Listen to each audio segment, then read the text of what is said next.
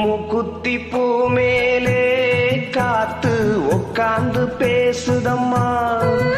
அது உக்காந்து பேசையிலே தேனு உள்ளூர ஊறுதம்மா. அது ஏந்தாம் புரியலையே, அத நான் தாரியலையே.